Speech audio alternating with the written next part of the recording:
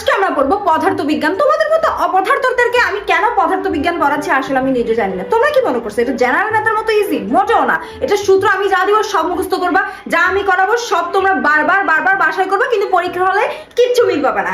কারণ আমি প্রশ্ন এমন ভাবে ঘুরে ঘুরে করব যে তোমরা পরীক্ষা আনসারই করতে পারবে না। So focus. পুরো ম্যাথটা তাড়াতাড়ি খাতায় তুলে নাও।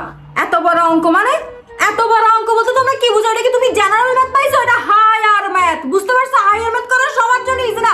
তুমি যদি নাই পারো, এক্সকিউজ মি, তুমি হায়ার ম্যাথ কেন নিছো? তোমাদের দরকার আর্টসে চলে যাও। যাও তুমি আর্টসে যাও। তুমি হায়ার ম্যাথ কেন নিছো? তুমি হায়ার ম্যাথকে কি মনে করছো? হায়ার ম্যাথ মোটেও বড় অঙ্ক না। এগুলো সূত্র অনুযায়ী ধাপে ধাপে করতে হয়।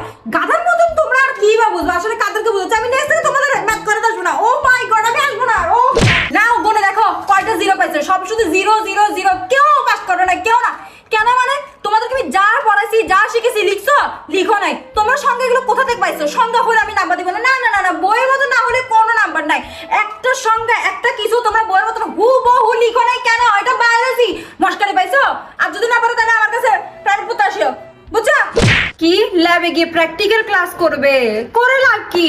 যোগের নাম শিখছো? মূলের নাম জানো? কয়টা পারো? এটার সাথে বিক্রিয়া করে কি হয় না হয় একটা অঙ্ক তো পারো না। তোমরা আবার আসছো ভালো প্র্যাকটিক্যাল ক্লাস করতো না। তোমাদেরকে লাভ নেই তো, তোমাদেরকে তোমরা একটা গাধা গরু ঘোড়া। বুঝতে পারছো? যাও আরো ফিজিক্স টিচারের কাছে গিয়ে প্রাইভেট পড়ো, বায়োলজি টিচারের কাছে গিয়ে প্রাইভেট পড়ো। আমার কাছে তো প্রাইভেট পড়ার দরকার নেই, তাই না? কেমিস্ট্রি তো অনেক ইজি। দেখবো আমি তোমার পরীক্ষা কেমনে পাস করো। দেখবো দেখবো দেখবো।